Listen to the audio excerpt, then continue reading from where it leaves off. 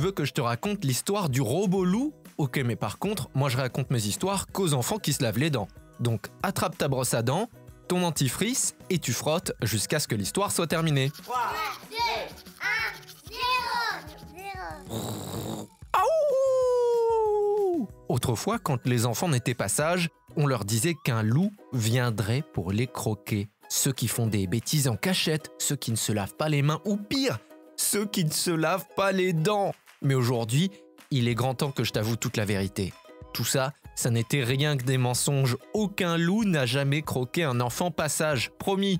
Mais bon, il faut jamais oublier que c'est un animal sauvage. Et les bergers, dans les montagnes, ils n'ont pas du tout envie de croiser sa route. Parce qu'ils croquent les brebis, les moutons, tout ce qui lui tombe sous les dents. En fait, il n'y a qu'une chose qui fait encore plus peur aux éleveurs que le loup, ce sont les ours. Ils sont encore plus forts, encore plus gros, et quand une maman ours protège ses petits, elle peut devenir vraiment très agressive. Et puis contre un ours, il n'y a pas grand-chose à faire. On dit qu'il faut s'allonger sur le sol et ne plus bouger.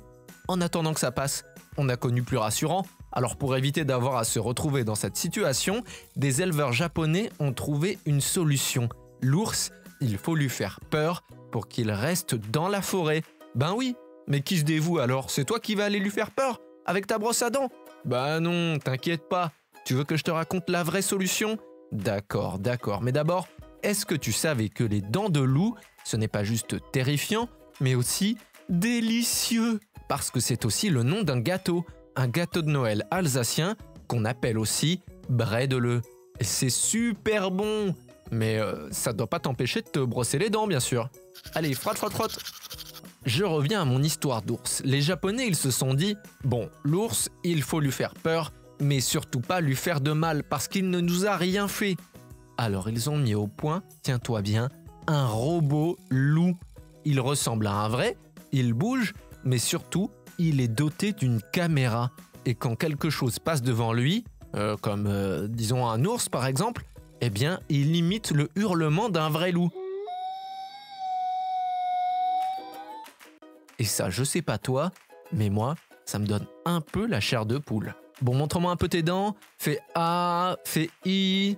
C'est pas mal ça, bien blanche comme il faut. Tant pis pour vous les caries. Allez maintenant, au lit. Je vais pas aller me coucher. Retrouvez les épisodes des Dents et Dodo sur le site et l'application BFM TV et sur toutes les plateformes de streaming. Si cet épisode vous a plu, n'hésitez pas à lui donner une note, à vous abonner à la playlist et surtout à en parler autour de vous.